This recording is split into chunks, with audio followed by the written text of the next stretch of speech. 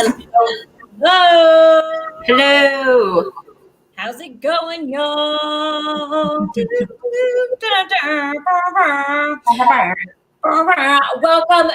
the Real Football Fans of New Jersey. Thank you guys so much for joining us for what is it, episode 143. We're just racking them up. Crazy. It's a funny episode tonight because before we hopped on live, Katie was like, Katie's in the process of moving, and she was like, listen, like I've packed up all my wine glasses. I'm drinking out of a solo cup tonight. Cheers, everybody. Because this past weekend was in the Finger Lakes, and I was at 1,000,001 wineries, and what I picked up from one of the wineries was wine in a can. So Katie and I are very off-brand tonight. We are going solo cup, canned wine, everything that you can imagine. The classy Real Football Fans of New Jersey tonight, ladies and gentlemen. We put our classy hats on. But the real thing is that when it comes to, we don't discriminate the wine. We'll put it in a solo cup. We'll drink it out of a can. I don't care as long as you can ask Caitlin. I drank it out of a flower vase one time at a bar. She absolutely did. It was, kind of, we don't have any clean things left. Do you want this? Katie was like, I don't care. Deliver me the wine. At this point, it's give me the wine. But we are gotta roll with it. We are coming at you guys live tonight. Again, thank you so much for joining us. We're going to go ahead and read off some questions that you all had for us. If you do have any questions for us, live while we're doing the show, go ahead, send them in. We're here. Absolutely. We got a little bit of the praise on Facebook already. So hello, Jax, praise to you as well. We are so happy to be here. So first question of the night, which Housewives crew would you invite to a Giants game? Funny question, for sure. Well, I think first and foremost, you have to go with either New York or New Jersey in hopes that some of those women are Giants fans, right? Like you want to bring some of your own to the game, hopefully. And then I think it just comes down to which group of girls that have I always wanted to hang out with the most, and that would be my Roni gals. Listen, I get it. I get it for sure. We get, Jax coming in on Facebook with Jersey, and I get it. You want some of those fans, but I don't know. I think I'm actually new to the crowd. I'm going to go with the Real Housewives of Salt Lake City girls. Ooh. Obviously, you have, one that is a, wife to a college football coach. I mean, I think that when I think of Giants games and who I'm attending these games with, I don't want to be embarrassed. We see these women at Giants games walking around in stilettos, tight leggings, all this stuff. Like, who are you trying to prove? You can't tell me Jen Shaw wouldn't come into a football game in stiletto. I think if I provided guidelines to them, though, they would be like, all right, you know what? We're going to listen to Caitlin. We're going to glam it up, but we'll go by her guidelines. New York and New Jersey gals, I just don't know if I can take them seriously at a football game. And I think Salt Lake City has kind of proved so far that I think they can kind of take it a little seriously. They are cool chicks. I feel like I could see them at a football game. They're cool gals. Yeah. So moving more so into football. So our next question is, with the news of Phillip Rivers retiring, which we will get into in a little bit, do the Colts turn to Brissett or to the NFL draft? This is so tricky because I think with the draft, I had to look because I couldn't remember. They are pick number 21, and I feel like if somebody happens to fall to them, they do need to be prepared and be ready and look at all the quarterbacks in the draft of if this happens and this is a situational thing, go for it. But it kind of sucks. I don't think there's good free agents. And I think at pick 21, a lot of those top quarterbacks are going to be gone. You really might have to stick with Jacoby Brissett for a season. Well, listen, there was only two options here, Jacoby Brissett and the draft. I'm actually going towards quarterbacks that are in the NFL right now. You have Matthew Stafford. You have, obviously no one's getting Dak Prescott. You have Carson Wentz and all that drama in Philly. And guess what? Deshaun Watson wants out of Houston. Yes. Those are three main people that the Colts can go after right now. So I'm actually going in that. You didn't provide us that option, but I'm taking that option. Right. And then finally, another football question. Mm-hmm. What are your thoughts on the Jets using the second pick on a non-quarterback and sticking with Darnold? There's all this buzz out about Saleh and the GM saying that they still really believe in Sam Darnold, even saying that they feel he has untapped potential. I don't really see it. I think they should put a real push into Deshaun Watson. I think they have a lot of money. They can go after him. Well, he was in New York, so that's the narrative now. And if not, I would draft somebody at 2. I would. Yeah, I mean, I definitely understand it. I think with the head coach move, that almost proved to me that they are going to stick with Sam Darnold. I think they are too, but so I honestly okay, so if we're looking at it like realistically, you're going to look at Trevor Lawrence, you're going to see Justin Field. If you want to do a 1-2 combo, those are your 1-2 combos at quarterback. Could be Zach Wilson though. I see his name up there. Yeah, no, that's fair for sure. But I just think right now and they could have gone in multiple different directions with the head coach. And I think the way in which they went, it's going to be Sam Darnold for the future. So that's what I'm sold on here. That's what I'm expecting as well. Yeah. But do I think that he's the answer? No. So I really think they should. I think this should be one of the top teams to make a push for Watson. I mean, listen, you've heard me time and time again on this podcast. I truly do believe that the Jets will not move on from Sam Darnold. Yeah. I really don't. I think that, upper management and head office, they think that he's their franchise quarterback. And maybe Adam Gase was the problem. Were there problems before Adam Gase came in? Absolutely. Yeah. But maybe he was a big time problem, but I don't know. So do they have a lot of other shit to fix? Absolutely. Also, I've also seen a lot of mock drafts in where they don't take a quarterback at 2 and they take Sewell, the offensive lineman, right? Yeah. And the Jets also have another pick towards the end of the first round. I've seen a lot of ones where they're taking Alabama running back Perrine, right? Oh, yes. Okay, so I've seen that a lot too. So here's my thing. If that's what happens, right? Because you can make the argument that they've never surrounded Darnold with talent. Now, if you draft the top lineman at number 2 and you also give him, a first round running back, and then if he doesn't produce, what's your excuse now? I think if that happens and nothing changed with Darnold, then you absolutely need to make plans for the future that does not include him. Yeah, well, it's important to note, too, that offensive lineman, guard for Alabama, Landon Dickerson, did declare for the draft today. Yeah. So he is another huge, very talented lineman that should go in the first round if people are looking in that area. So again, that's another area the Jets could pick up. Do I want them to go there? No, but they can. So yeah, absolutely. So great questions. Thank you guys for sending them our way. As always, we are live on Facebook, YouTube, and Twitter, the Twitter right now. So send your questions in, send your thoughts in. We'll read them. We'll put them up on screen. Yes. Hello. And the people listening to the podcast later can just have all this entertainment for them. So real quickly before we get into our, big story of the week for football, but, this is a big story, but also leading into maybe potentially another big stories.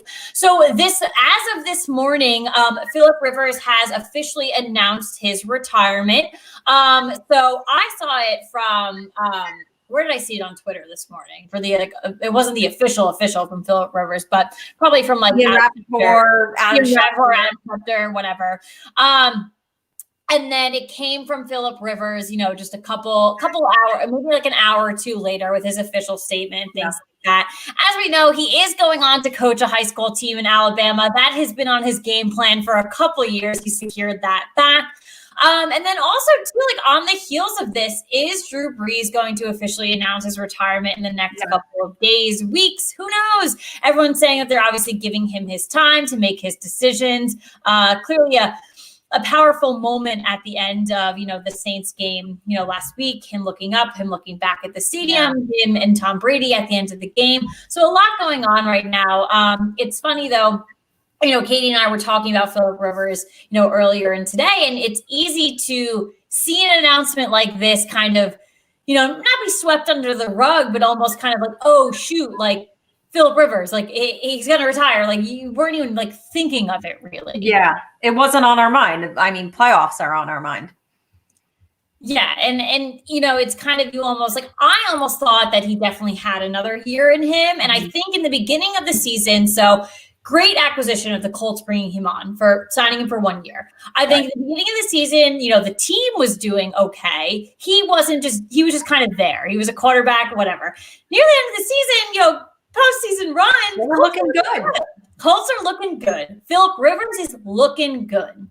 But then you kind of get hit with that PTSD from the San Diego Chargers, and it's him again. And it's like he can't complete another playoff game again. Can't make it to the next level. Unfortunately, tremendous career for him, but unfortunately, no Super Bowl wins.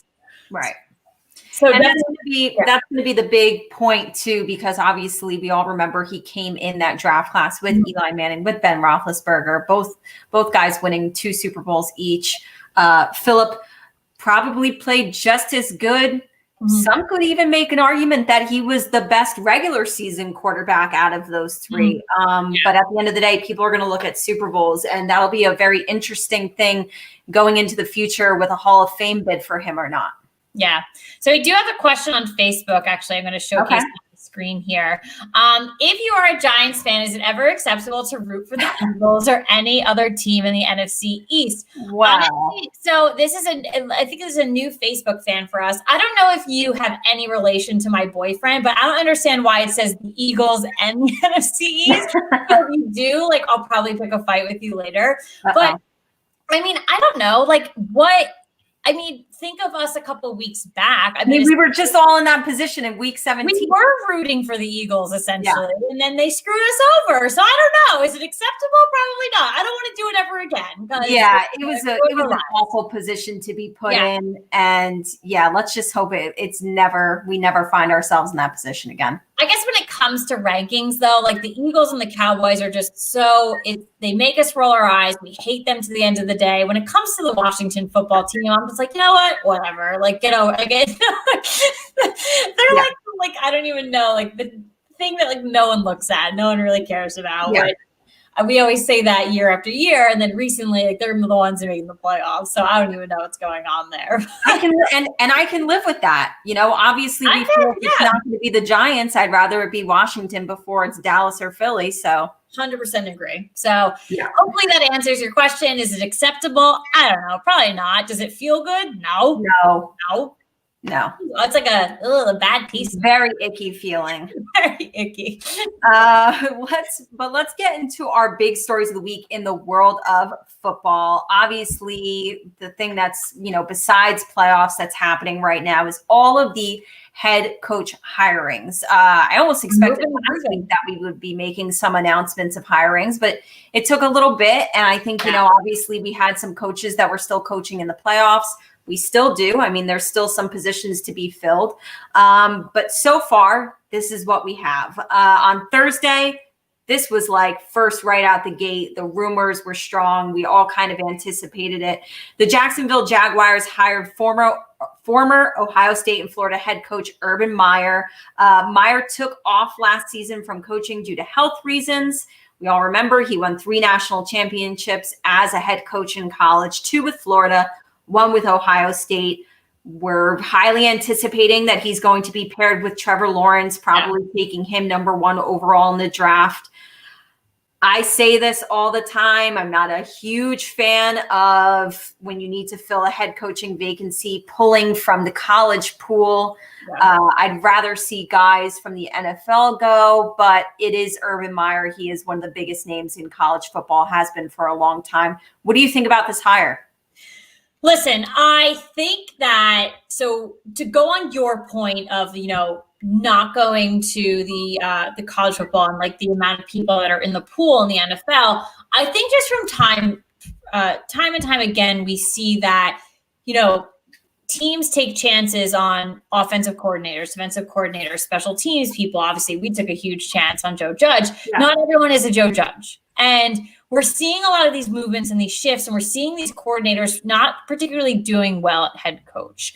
And I think that there's a big discussion right now in the NFL. There's a lot of talented coaches out there, especially when it comes to diversity. And people are saying, they're not making the proper shift within the NFL, so internally. But at the end of the day, I think the data just shows that some of these coordinators that are moving up to head coaches aren't doing well. And then they'll take a step back. And that's really it. Like, we've seen head coach go to head coach. Like, that makes sense. Like, look at Mike McCarthy. We've seen him go from the Packers over to the Cowboys. And guess what? That didn't really do well either. So you see that transition, but the most common transition is from a coordinator to a head coach position internally within the NFL. So, well, I understand that you don't 100% agree going to college. And I said this on our last show too. If you're a college coach and you're making that next step, you better be ready. That is your comfort zone, because I spoke about on the last show what college coaches, when they're good and they're nestled in their area, what they're getting and how like long-term that is. Monetary wise, what they're doing for their family, where they're living, everything like that is all bundled into one. And it's long term. Right. So if you're going to make the next step, you better make that next step right. So I agree with you on that for sure. The thing with Urban Meyer, though, is just very interesting because he clearly took a year off. Right. Of medical issues. There's a lot of controversy around him as a head coach. There's a lot of controversy around him as with his medical conditions. A lot of people assume he's lying, that he was caught in a scandal at Ohio State and lied about things like that. And to move just kind of gracefully into a head coaching position in the NFL when there are other people around, there are other candidates, that to me is definitely questionable. But he clearly has a successful resume. So do I shoot it down entirely? No. Do I think maybe in a year or two, we might see him stop and be like, okay, I'm actually really retired now. I'm done. I don't know. So. We'll see. It's certainly going to be interesting. You got the number 1 draft pick. That's already an advantage over a lot of the other new head coaches that are going to be there. You're now the head coach. We're the number 1 draft pick. There's a lot of pressure to make that work. Okay, you're getting your guy, you're getting Trevor Lawrence. Like, you got to make that work. So yeah, there's definitely pressure with that as well. Quick comment on the Facebook, just calling out Tom Brady, so Mr. TB12. So good. Just for the hell of it? Just for the hell of it. All right. On Thursday, the Jets, they hired their guy, San Francisco defensive coordinator, Robert Saleh. I'm a big fan of him. I know he was definitely at the tippy top of the hiring list. Everybody was looking at him. He is also the San Francisco's passing game coordinator, Mike LaFleur, brother of Matt LaFleur, the head coach of the Green Bay Packers. He will be joining the Jets as well as the team's offensive coordinator. Saleh was highly sought after, and Houston was actually the only team that didn't request an interview from him. Like, oh my God. I was a little surprised by this one at first, and because obviously I feel as though the Jets have defense has never been their problem. It's always been offense. Mm-hmm. And it's funny because it feels like every single draft, it's always defense of the first round, defense of the first round, defense of the first round. And then you went and you hired a defensive coordinator as your coach. Well, Sam Darnold needs help. That offense needs help. Right. But I quickly retracted how I felt about it based on what the Jets said. It kind of reminded me of the Giants hiring Joe Judge. Yeah. They were like, throw out offense and defense. We want to hire a leader of men.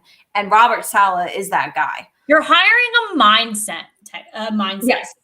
That's what you're hiring. I absolutely love this hire for the New York Jets. And it kills me to say it's for the New York Jets. It's funny, I tweeted it out that morning and I said, our baby brother made a good move. I was really afraid it was going to be Robert Saleh to Philly. So honestly, when I saw him going anywhere besides Philly, I was like, whoo, I'm good.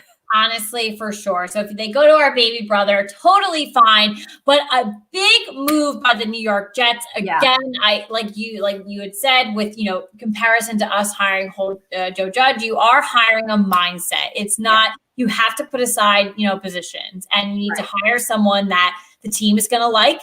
The Jets, time after time, it's the fan base is diminishing, the locker room's diminishing. You need to come and bring someone and bring that back up. I was rally the troops. Absolutely. In the mornings, like on the way back from Orange Theory, occasionally I'll pop on Boomer and Geo and see what they have to say. With this one, they were just letting Jets fans call in and let them, voice their opinions on things. And listen, a lot of them it was very positive. It was upbeat, and it's been a long time since we've heard a Jets fan be upbeat. So we're already on a good start. And I just think it's a really good move for them.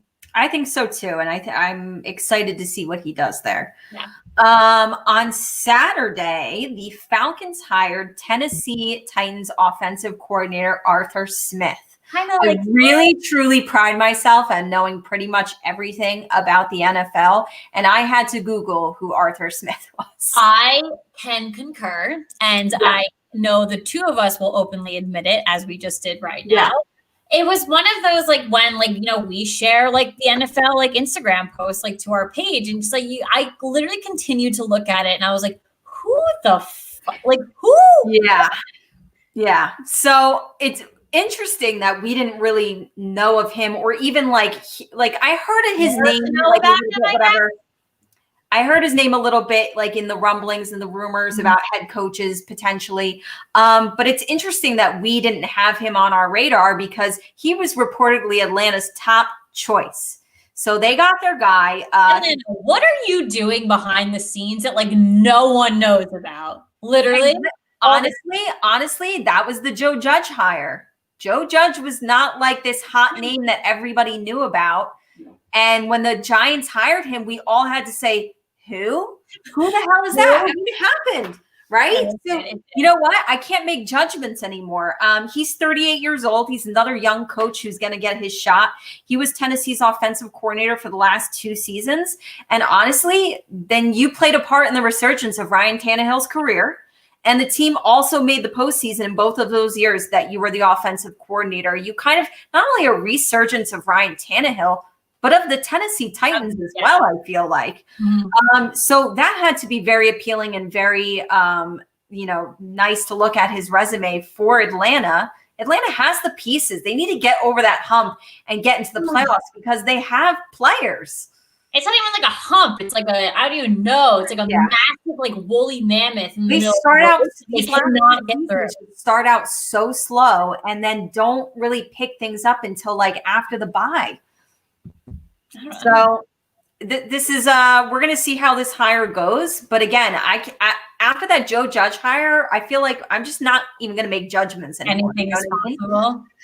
Yeah. So, and then also on Sunday, the Chargers hired their guy, staying in Los Angeles, but coming from the Los Angeles Rams, defensive coordinator Brandon Staley, another 38-year-old, another young guy. He spent 1 season with the Rams in which the team had the league's #1 defense in terms of scoring, total defense, and pass defense. So that's obviously very impressive. The team also had their best defensive season since 1975. That's just too short of a time frame for me. It is. And honestly, I kind of wanted to see Eric Bieniemy for this job.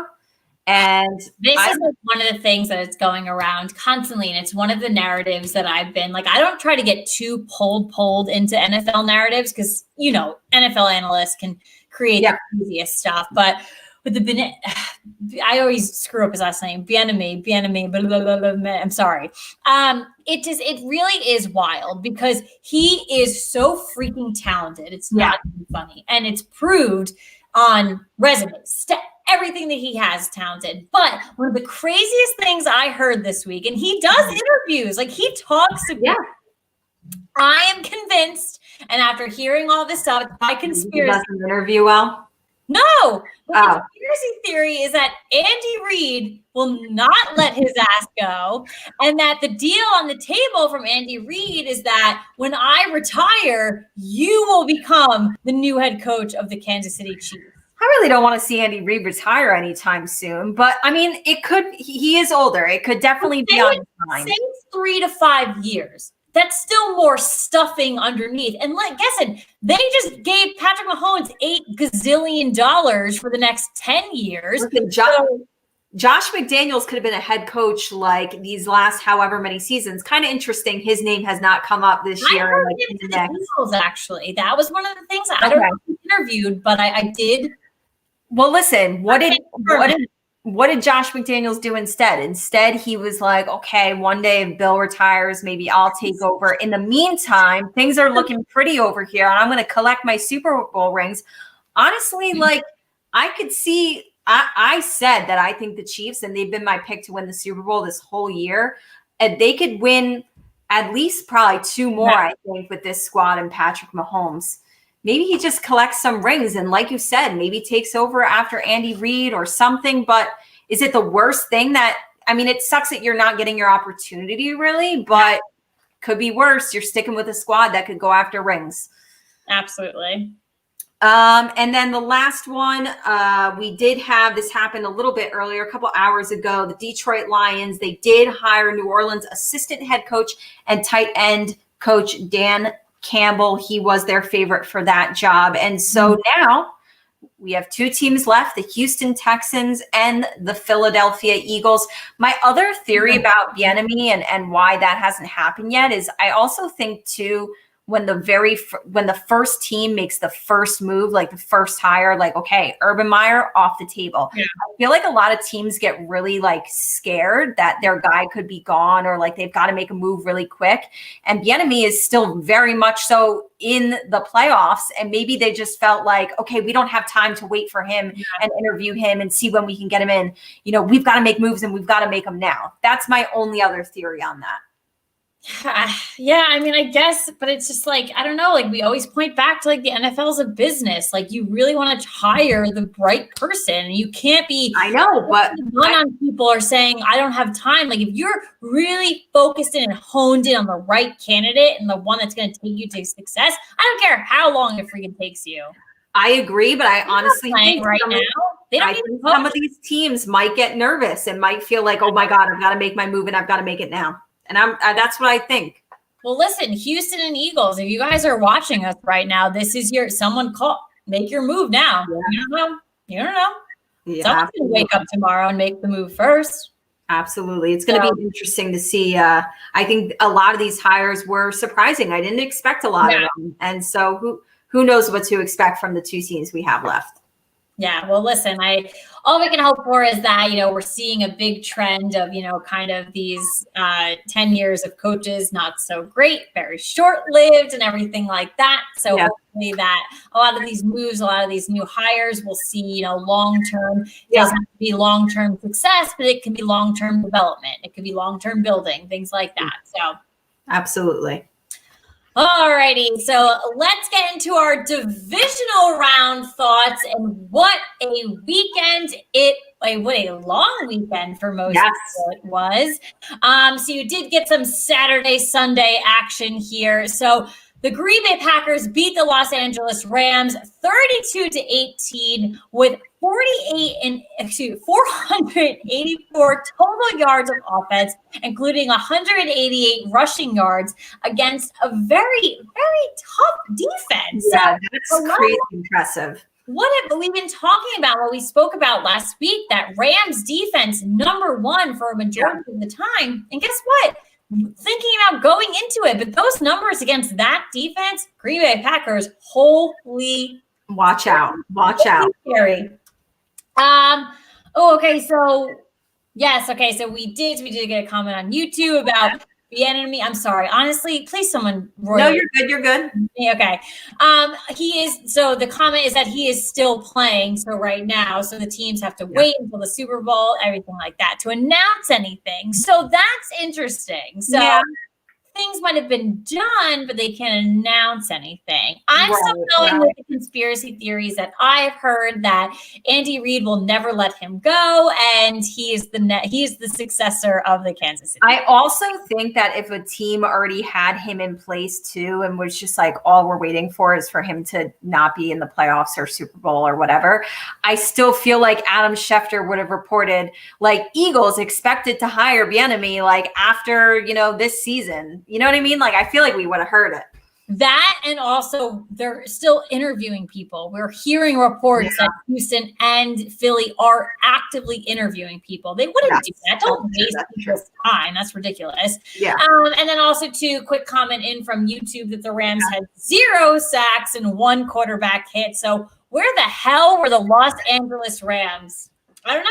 I said last week that the key to the Green Bay Packers winning was that all-pro line, that Pro Bowl line for Green Bay. If you keep Aaron Rodgers upright and he doesn't get hit, I mean, that's the key for them for the rest of the way.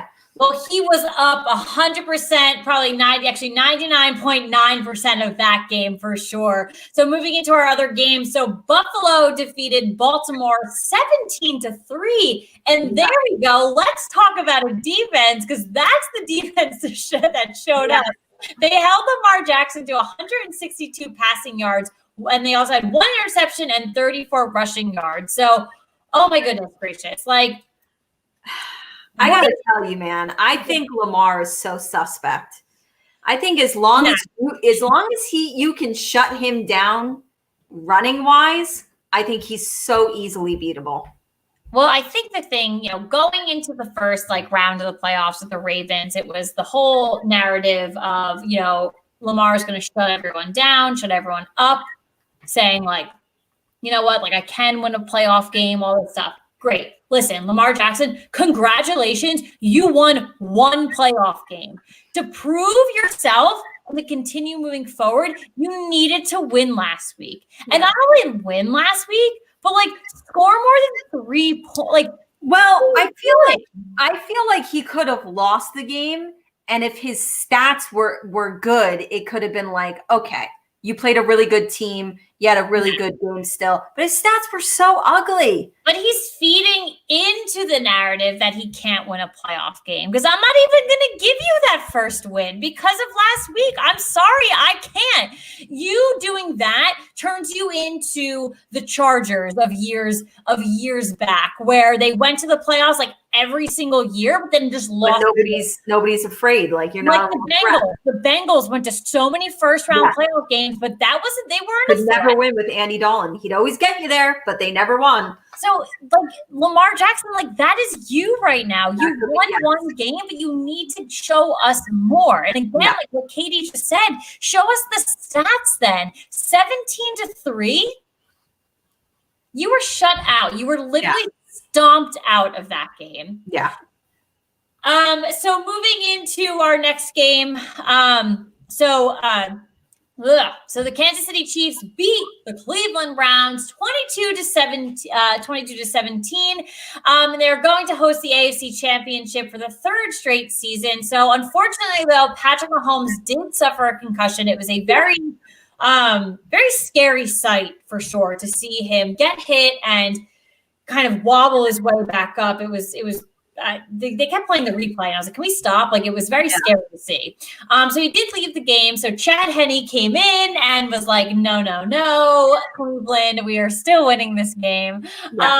And then honestly, we really don't know if Patrick Mahomes is playing this weekend. The status is up in the air. You had a really eerie video from Brett Favre come out yesterday, basically saying don't sacrifice your health. I know you want to play, but dude, I've been there, and we all know, Brett Favre, great career, but a lot of videos of him lately are it's kind of questionable, what's going on upstairs. So yeah, and then we also, the latest I saw on that was that he had a full practice today, that he was looking good. We don't know. My guess is going to be that he's going to play, but it's a protocol. It's a whole step-by-step thing before that you can actually be they can let you play. You can't mess with your noggin. That's all I have to say. You really can't. You can try to run on a torn ACL and attempt to play. That was the biggest story with Phil Rivers today. They brought back that playoff game where he did play on a torn ACL, but your noggin, guys, your brain, your head, that is just a completely different area and just something you really can't mess with. But so we'll see this weekend again. We don't know. It's a day of a day thing. So Yeah. we really don't know. Quick commentary on the YouTube. Chiefs show the Browns what happens when a team doesn't spot them 28 points in the first quarter. So I know. Hey, I wasn't able to watch that game, but when I saw that Henny came in and then I saw that the Browns were kind of like inching closer, I was like, damn, it's a good thing they had like a decent lead on them, because it could have been a game that was lost for sure. 100%. And then finally, our final game of this past weekend, Tampa Bay beat the New Orleans Saints 30-20. It was the Tampa Bay Buccaneers' first divisional round win since 2002. Yep. And Tampa Bay's defense forced 3 Drew Brees interceptions. So you're going to win when you do that. Those aren't words you normally see as a game wraps up, a Drew Brees interception, let alone 3 of them. So that was honestly, I was happy because I picked Tampa Bay to win, and Caitlin and I actually went 4-0 on our picks this past weekend. Very proud of that. But it made it so much worse knowing that was like there was a 95% chance that was Drew Brees' last game, and to see it end like that was it sucked. I didn't like seeing it like that. I know. I don't know. I still have. You have a little bit of hope. I think I have. I don't think it's the end. I don't. All right. We'll see. We shall see. But let's get into our AFC and NFC championship game picks. My God, this was hard, and it makes it really hard to pick it on a Wednesday, not knowing the status of Mr. Patrick Mahomes. Yep. Going to potentially be rolling the dice on that game. But Caitlin, why don't you tell me who you picked? I know that the last 2 rounds of the playoffs, we have been exactly the same. I think that this is where we part ways, my friend. All right. So for this weekend, I am going with the Green Bay Packers and the Buffalo Bills. All right. Listen, you've been saying Buffalo this whole time. I've been saying Kansas City the whole time. I've got to stick with that. I am also going with Green Bay as well, though. I'm going with Green Bay and Kansas City. Rolling the dice because I might get Chad Henne out of this, but we'll see. Hey, but listen, Chad Henne did, some good things. So I wouldn't rule it out. The Chiefs are stacked in a lot of other their defense a little questionable, but things going on. So you never know.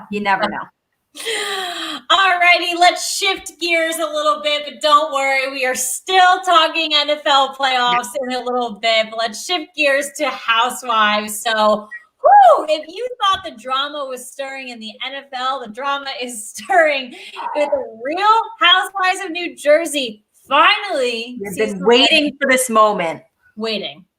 I know I keep looking at those Bravo Instagram accounts leading up until this trailer drop. It was every morning they'd post something like, "Can you please just drop the New Jersey trailer?" We've waited a very, very long time. We really have, because we've been reporting on filming for the past 4 or 5 months, 6 months maybe. Yeah.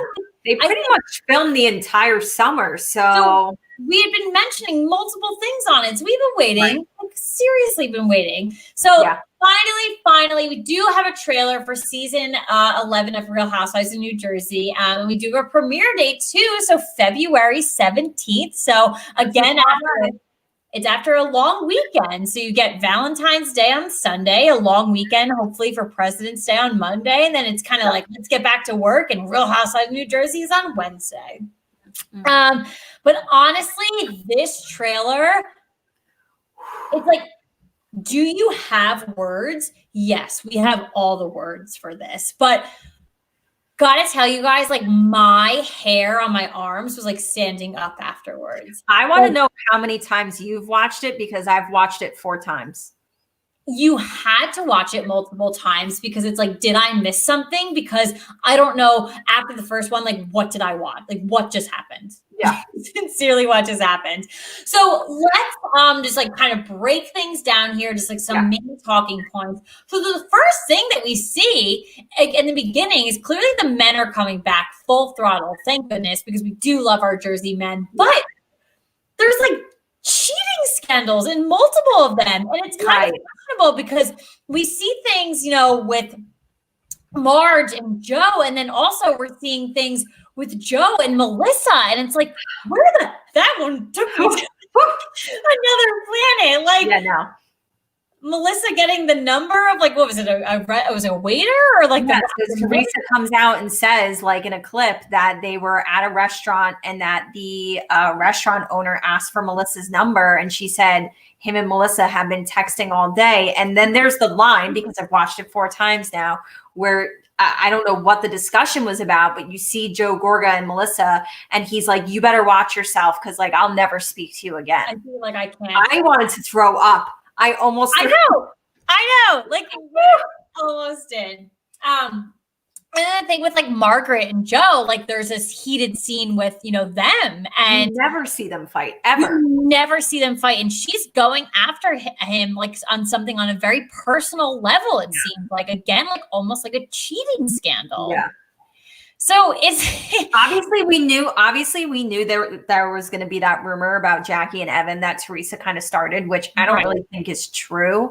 I don't think it is either. But we were expecting that. And then when we were hit with these other things from the other couples, it was like a dagger. Like, I guess to see the Jackie and Evan thing like on actual video though was a lot, I guess, like harder hitting than like just hearing rumors, like seeing something on Page 6 or social media. Right. Like when you're actually like seeing it unfold, and like you clearly see like Jackie's reaction to a lot of stuff, like in this like preview, like the one scene where she's like hysterically crying, like we've never seen her that emotional before. Ever. We do know the rumors that like she does like potentially leave a trip or doesn't attend a trip, like that. Definitely seems like that all is going in there. So everything like that, but something with this like kind of like funny coming out of it, because Katie and I did discuss this. Like, this is a very drama-filled trailer. Yeah. And like we're used to seeing like some like funny outtakes or funny parts of it. We didn't really get that much. But one of the funnier sides of things was Teresa is now single. So she's able to express her sexuality a very fun way. So in the past, like maybe she hasn't been able to express that because her husband was either in jail or in Italy and things like that. She was still technically married. She is single now, and she is single, ready to mingle, and she's also single, ready to mingle, and horny, according to Teresa. She claims that many times, but she is. It doesn't seem like we're gonna meet her new boyfriend this season, so she does seem very, very single here. And again, I crack up because we always say, like, I feel like adults over the age of like, I don't know, 39 or like 40. Like we say, like, don't make out, don't do anything. Like, you can't do that. You're not allowed to do that. So everything that she does in this preview, like with like her being like horny, it's just hilarious. To me, it cracks me up. Like I'm not mature enough to listen to someone talk like that. So interesting, because just like off comparison, like we are so used to the New York women, a lot of them being single and a lot of them being very like expressive and big time flirts in New York. And we're so used to New Jersey having the men, right? They're all married. They're all in relationships. This is very interesting. I mean, she's going to be the only one that's like out there, doing her thing. She's on the prowl. So hopefully her gal pals get her out there and they get her what she wants. Clearly she's very happy right now, but hopefully her single journey was a very, very fun one. I can only hope for that for Teresa. And then also too, like we're seeing some issues with Jennifer's drinking. So we've seen that on the past where, she's a tequila gal. So when it comes to tequila gals, guess what? They're drinking a solo cup of what you're having right now, but it's of tequila. That's a lot of alcohol. Yeah. It's like aggressive. It's like when when someone orders like a martini or something straight up, I'm like, how do you know? I don't know how people do that. I'd have a sip of it and be like, help me. I'm still not at that level of adulthood yet. I'm not there. I think I've peaked with wine in adulthood, so I'm going to stick to. I'm going to stick to that because I don't know how people do that for sure. But it is brought up, and we actually do see some pretty disturbing clips where she is pretty well intoxicated. Yeah. And to me, like when I envision my future, like I hope I never really look like that as a mother. Let alone if I look like that as a mother, hopefully it's away for a weekend, away from my children with the company of people I trust, not on like, TV. So Yes. Yeah. just saying, we all have our moments. I would not want my moments filmed. So, and then, oh my goodness gracious, this was the part where my hair stood up. It literally stood up on my arms. We are back at it again with the family drama llama with Joe and Teresa and Melissa.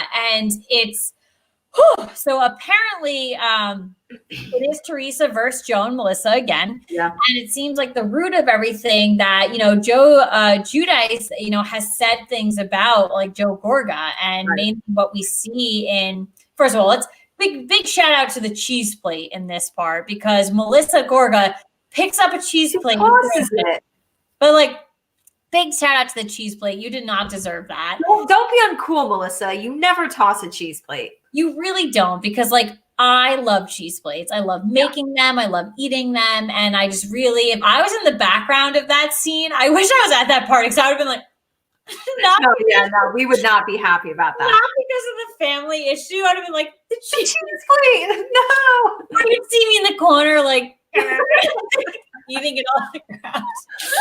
But like literally, but this part was very, very disturbing, and disturbing from like a family feud like side of things. So apparently that's what it seems like that.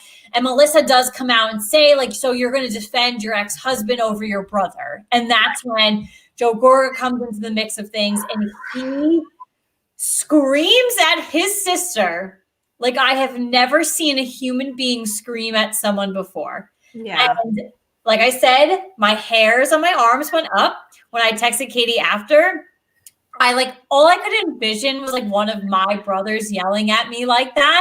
And I couldn't even fathom. If that ever happens, like I would probably need to be put in like a home, like I'd like literally in like therapy or like rehab or something. Like he gets so angry, and it only makes me like question and like a little curious, like what goes beyond like on behind closed doors.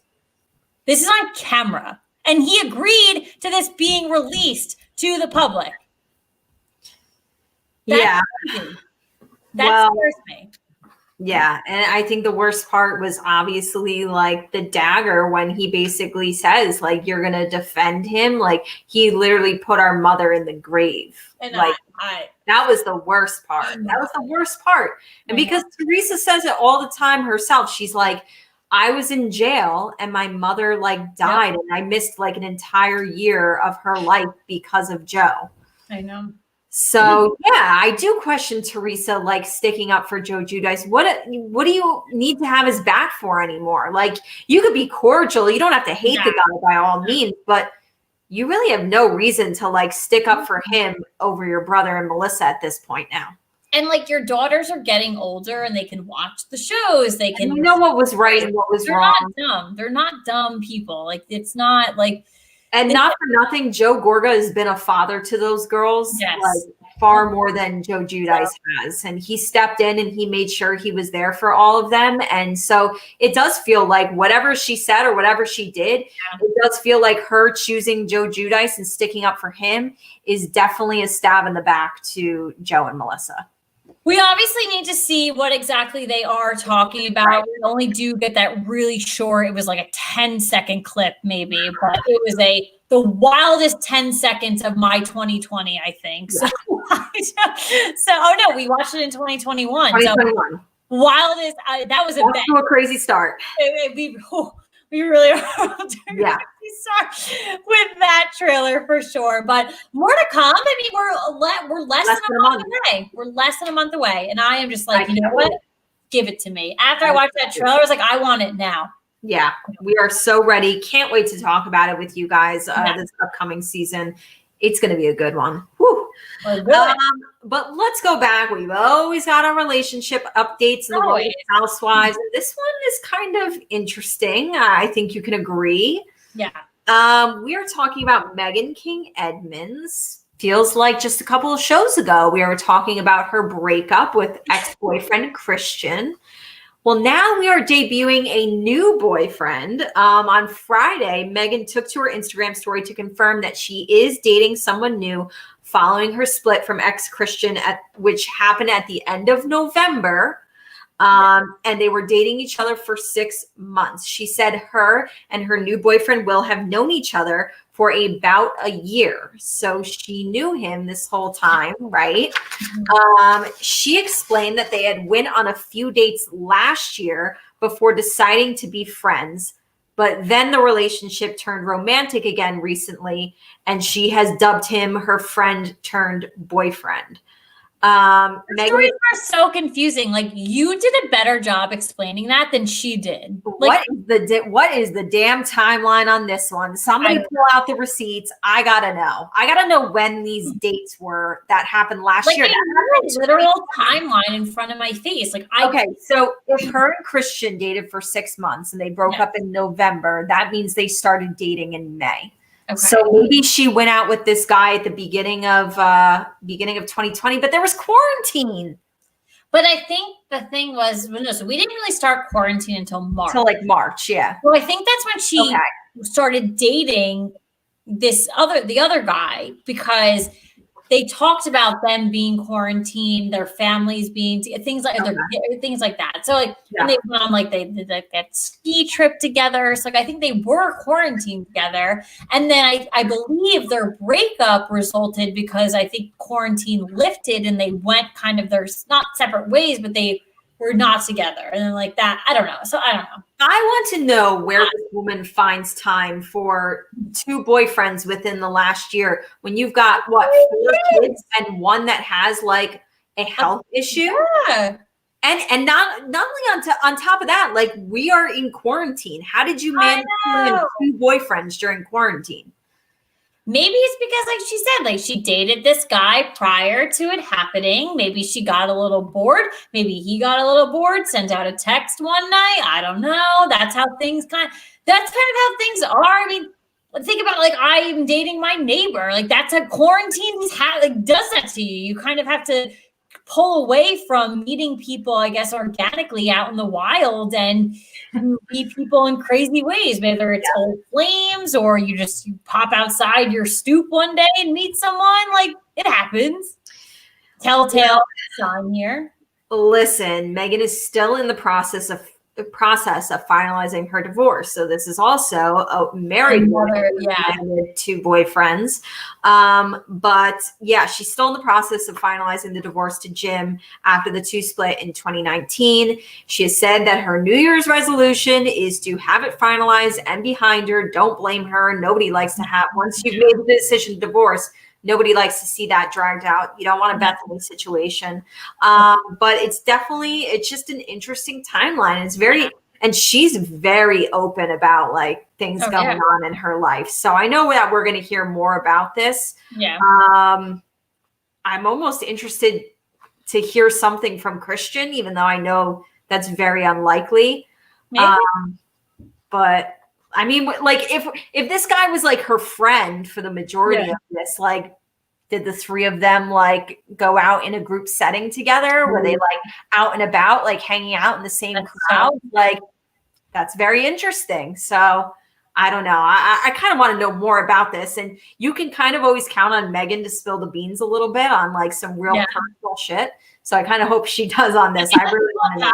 Podcast. She really does get pretty raw and emotional with stuff. So can't keep up with this girl.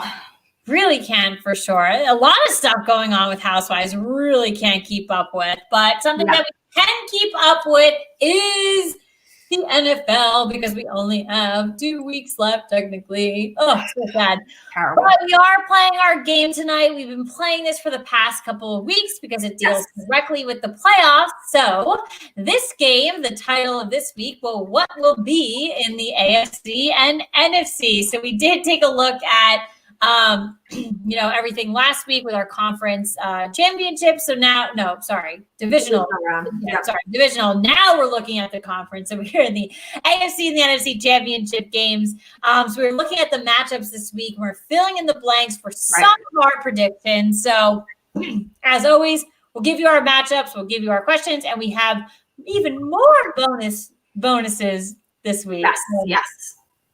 All right, so let's move into our only set of games, which are our Sunday games. So first off, you have number 5 Tampa Bay versus the number 1 seed, the Green Bay Packers. So the Buccaneers will win if the Buccaneers will win if their number 1 run defense handles business and the pass rushers get to Rodgers. Very good. Very good. So I, again, agree with you going with the defense. It needs to be, listen, it needs to be an overall performance from the Buccaneers. I've said this, I think, with them from the start that we've been doing these games. It needs to be up and down the field performance, but their defense. So you're looking at a Packers team with an average of 31.8 points a game. Right. So defense has to be strong here. You have to go after Rodgers there. Absolutely. So the Packers will win if I have a 2-parter. My first one's kind of a joke, kind of serious. I said the Packers will win if it snows. I said that last week. Which, by the way, it did. I checked the forecast for this Sunday in Green Bay, Wisconsin, and it says snow showers, and I am here for it. Well, before you move into your serious part, I put it snows as well. So I used it last week because I thought it was funny. So I'm going to use it again this week. So. I think we're getting snow. So, but then I also said the Packers will win if they get pressure on Brady. These two teams did play in week 6, and the Packers had 0 sacks against him in that matchup. It cannot be the same way this time. You've got to get him on the ground. Well, I do love that response, and I do think it's, definitely reputable, and they have to do that. For the Packers, it's all about experience. They've been here before. They've been to the playoffs before, winning playoffs game before. They've been to the Super Bowl before. Tom Brady's been there, but the Buccaneers have not. Buccaneers have not. What we had just said before is been 2002 since they've gone. So listen, so the Packers have to use their experience during this game because that Bucs team is a very talented Bucs team. But guess what? They're not positioned like the Packers have been positioned over the past couple of years and just kind of in a lifetime, to be really honest. So, and then I'm kind of surprised that, I think at this point in Aaron Rodgers' career, I would have thought that he would have had another Super Bowl ring by now. 100%. I agree with that. So I think it's his time to get to the title game again. And I don't know if he'll win it, but I think it's time that we see him in the Super Bowl again. Quick comment on YouTube that Tom Brady has played in New England for 20 years. He's used to the cold and snow. Well, guess what? The entire Tampa Bay Buccaneers team is not used to that. Tom Brady also came out and said that he is thoroughly enjoying the warm weather. I think he's been pampered a bit and maybe forgets what it's like to get out. He's probably thawed out a bit too, so he's not really that cold anymore. So, okay. So moving into the quarterback with the most passing yards will be. I have such an interesting stat on this one, but I went with Tom Brady. Okay. And I do believe Aaron Rodgers is going to be the MVP of the regular season. I think he's going to win that. But I was surprised to find that Rodgers has not thrown for 300 plus pass yards since week 11. I feel like we have the same stat. Really? Yeah. Isn't that crazy though? And Brady has eclipsed 300 plus yards in 4 of his last 5 games. So I actually went with Aaron Rodgers for this one. Okay. And I actually originally did have Tom Brady because the last 3 games of his season, he was averaging above 300 yards, like well above 300 yards. Yeah. So that's what I was looking at. But then I did the playoff spin on things. And with, the Packers having the bye and looking at things, even last game in particular, Aaron Rodgers was just a tick ahead of Tom Brady, and it shows to the experience. So again, I had Tom Brady at first, and I was looking at the very similar stat like you, but then I was like, oh, but we're in playoff mode is just a different world to me. Because it really is. So I had to like put it back and just put Aaron Rodgers, but I was definitely being in the same mindset as you. Yeah. The wide receiver with the running back with the most rushing yards will be. I went with Aaron Jones. As did I. Very simple. And the wide receiver with the most receiving yards will be. I think I'm expecting a big game from this guy. I think it's going to be a big Devontae Adams show. 100%. 100% agree there. I think a lot of stuff points to, offensively to the Packers here, and it attests to what I said before. 31.8 average points a game. Like, come on, you have a rock star offense. He only had like 60 something passing yards, receiving yards in his last game. And so now I feel like we're due. I feel like this is going to be the big one. The MVP of the game will be Aaron Rodgers. Yep. There's really nothing there. So this is new for this week. The halftime score will be. I'm keeping it close. I'm going to say 17-14 Packers going into halftime. We were close here, but we're going with 17-10, the Packers. All right. And then the final score of the game will be. Let's see where we both end up here. I went with 34-27 Packers. We are on the closer end. We're not the same.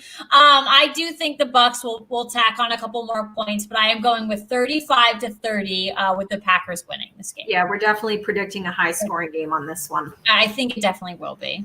Yeah.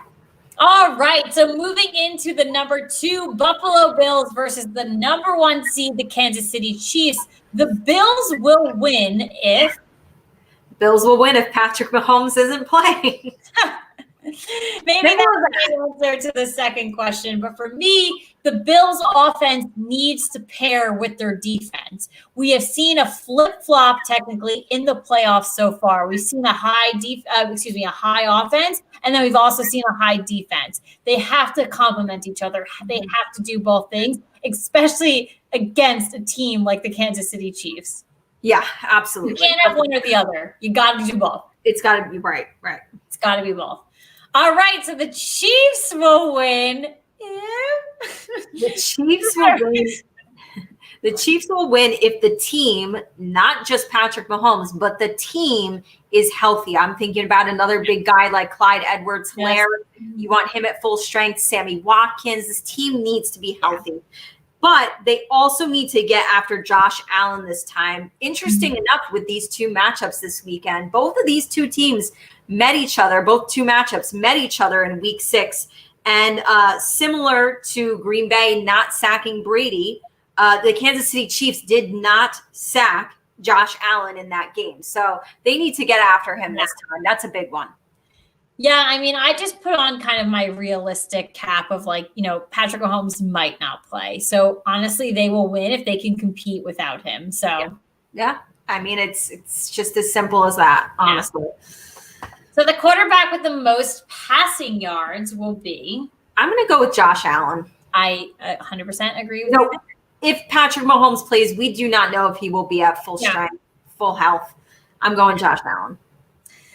As am I. And the running back with the most rushing yards will be. This is going to be a pass-happy game. Yeah. I actually think whoever ends up being the rushing leader, it's not going to be some crazy stat. I think it's going to be lower, maybe around 50, 60 rushing yards.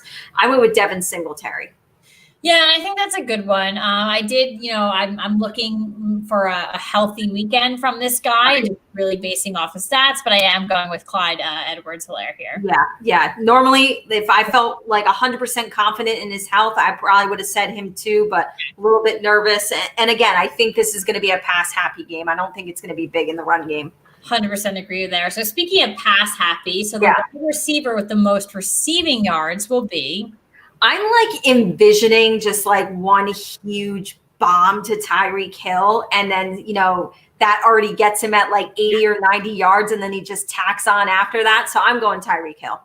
Listen, I'm going with Tyreek Hill too. And the problem is that I've been going with Stephon Diggs week after week. And I know. You gotta be quiet at some point, right? And last week, he was a little quiet because the defense. No, he went over 100 yards again, both playoff games. What am I looking at? I don't know. Maybe for me last week, the defense was just standing more out to me. So I was like, But if you look at Diggs for his last however many he's so much better than that, I feel. Over 100 yards, over 100 yards, over 100 yards. And at some point, he's got to have a quiet game. And so as much as I was tempted to say him, I was like, I'm going Tyreek Hill. True. All right. The MVP of the game will be. I mean, it's going to be big. It's going to be big if Patrick Mahomes can be healthy enough to play that game and win. I'm going Patrick Mahomes. And I am going with Mr. Josh Allen because I do have them winning the game. Right. So the halftime score will be. You guys know I'm taking the Chiefs to win, but I'm going with a 14-13 Bills lead at halftime. That is a shaky The Chiefs are used to being down in their playoffs. Yes, they are. From behind. I think this is going to be a crazy close game. I'm giving the Bills the lead at half.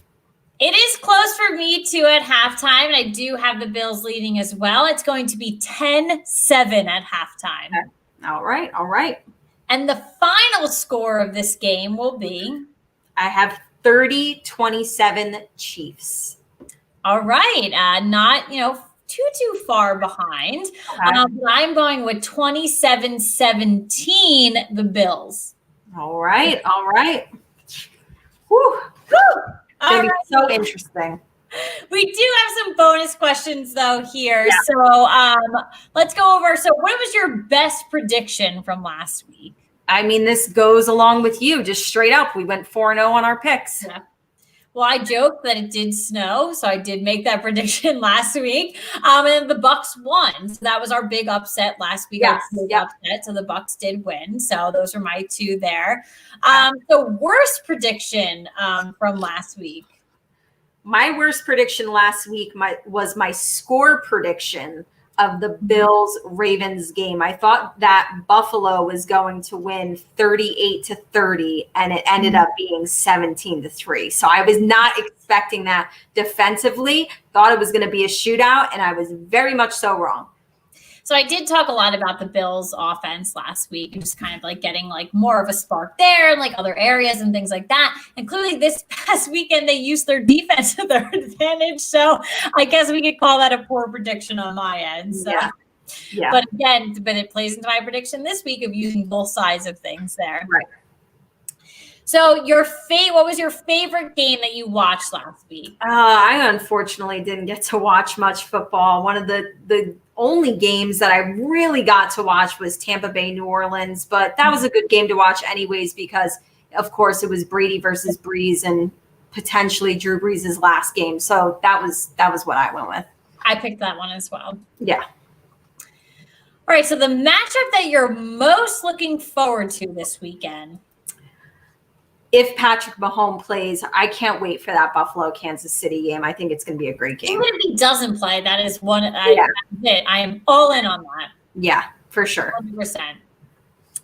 So who is the best head coach left standing right now? I like Bruce Arians, and I like all these guys, but I'm going Andy Reid. The GOAT, Andy Reid, for sure.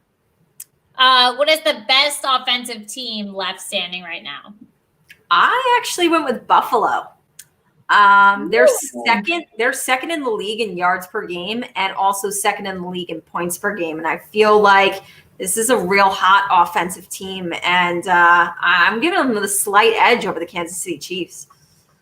Yeah, I mean, for me, I actually went with the Packers. Like, I literally cannot get over the stat that I brought up earlier with the 31.8 average points per game. Like, that's a huge for a team to complete and to have that going into the postseason and actually have to add on to that into the postseason, like high scoring wise. So it's a hot offense. But think about these four teams we have left. Like they're pretty hot offenses. They're all amazing. I think they're all better on the offensive side of the ball than they are on the defensive side. Well, they 100% are because, getting into this next question, who is the hottest defense right now? It was a little, I kind of struggled. Some of them are really like middle of the road, middle of the pack defenses. They pretty much are. So who did you end up picking here? But I do really like one amongst the rest of them. I really do like that Tampa Bay Buccaneers defense. I do too, but I did put a backslash with the Packers too. So okay. I really was really torn between the two of them because their stats are very similar when it comes to sacks, when it comes to, touchdowns compared to interceptions, like how many touchdowns they had a game or average per interception. So they really, and like rush yard, they really were very, very similar, but the slight edge, 100% to the Packers, but I had trouble there. I had to put the backslash on the Packers too. So yeah, but we're definitely looking at four really hot offensive teams. And defenses, it's gonna be high. It's gonna be a high scoring weekend, even though mine are not 100% the most high scoring games, but we'll definitely have some high scoring games here. Yeah, All right. Well, it is that point in the night. Time to get it off our chest. Positive, negative, football, housewives, life, wine, that New Jersey trailer, although we already got that off our chest. But Caitlin, do you want to kind of roll with me on mine? Yeah, definitely. I mean, like before you get started though, like I know yours is football. I mean, like just real quick, like I just can't believe that we're moving into the AFC NFC championship. And oh my goodness, we were so concerned about the season, like with COVID and everything. And just like, we didn't have a preseason with like no fans in like certain stadiums. And then things kind of like, unwind, everything like that. And I don't know. So I just can't believe that the season's almost over. I guess I just want to, give like a big shout out to the NFL. Like I think they really huge props to them. And we can definitely probably wrap up, after the Super Bowl is over and provide like stronger data points on actually how huge of props they do like need to receive. But I guess like my mini get it off my chest. And I want to definitely, go off of yours as well. But I can't believe we're this close to the end of the season. God bless. All the games were played. I know they were played on crazy days of the week sometimes, but they made it happen. And that's a huge victory for the league. Another huge victory for the league is, my get it off my chest. And I know Caitlin feels strongly about it as well. But we are going to have our first woman ever to officiate the Super Bowl, which is huge. I love it. Huge shout out to Sarah Thomas. She joined the NFL in 2015 as she was the first female on-field official.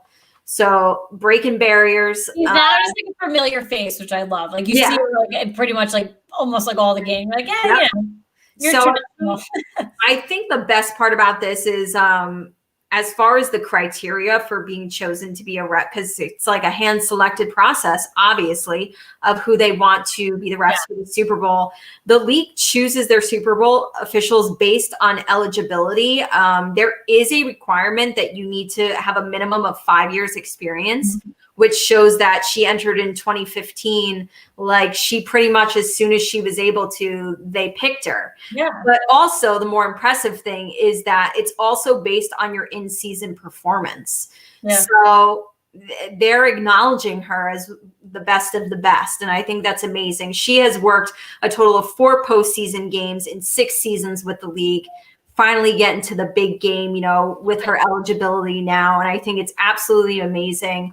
And I'm pumped. You know what I mean? Like girls are really starting to make a name for themselves in the world of football. We obviously talked about the female kicker for Vanderbilt playing in college. That was huge. And Sarah Thomas, she made waves in 2015 and she's doing it again.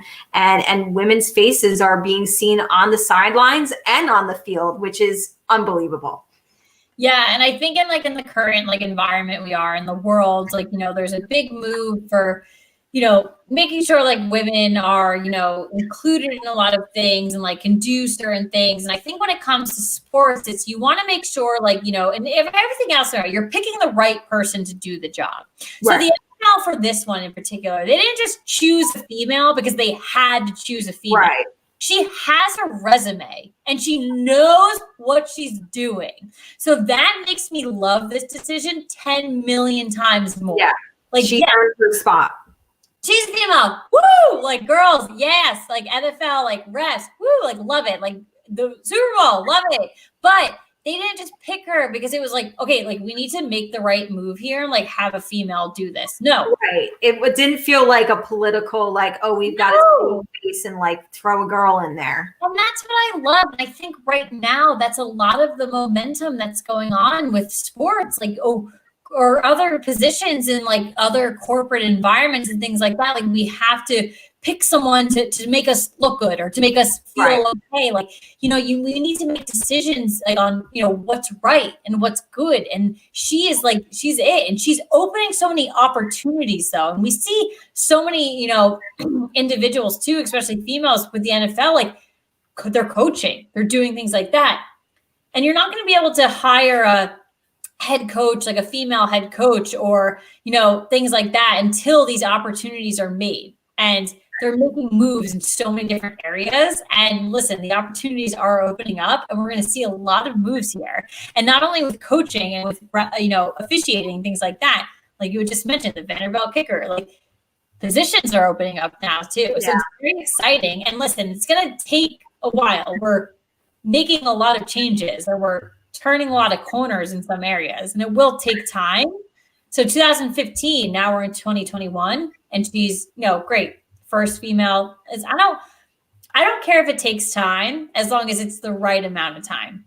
Like it was earned. And like we said, it wasn't just like, okay, let's just do this to like save face or make people happy or whatever. No, she's clearly good. And like I said, like she's a familiar face now. Like she pops up on the screen on Sunday. I'm like, yeah, hello. Welcome to my living room. You're supposed to be here. I see you all the time. Like it's normal. Like it just, that's the thing. Like we have to stop looking at it as like oh my God, a female, like see her every weekend. Get used to seeing her. Get used to seeing her. You should be here. So I absolutely love this. Like hell to the like kill it. Like keep opening up these doors for females in football, females in sports, because female in sports is a very, obviously a controversial topic, and very, even things this week too. Like, I don't know how big everyone is into like baseball here, but like, there's obviously like a lot of like bad stuff going around in the baseball world this year in regards to female in sports. But it just, again, like even what Katie and I do, like this is fun for Katie and I, but like, it's still, but we want to be taken seriously as two friends who actually like know what they're talking about. It's fun, but like I don't want you to like shoot us down. Like we don't want that. We take time. Like this takes time, and like this takes like work. But it definitely. We want you to listen to us because you trust that you know that we know what we're talking about. Absolutely. So I truly do love that you picked this for your Get It Off Your Chest. It's amazing. Like let's go. Let's keep moving forward. Hells yeah. Hells yeah. All righty. Well, thank you guys so much for joining us tonight. We do have a couple things that you definitely don't want to miss. So Real Houses of Orange County is on tonight at 9 p.m. If you are watching us live, you got a quick 15 minutes to go fill up those wine glasses, maybe to go to the bathroom. I don't know what you want to do. Take a 15-minute power nap. I don't know. It's kind of late.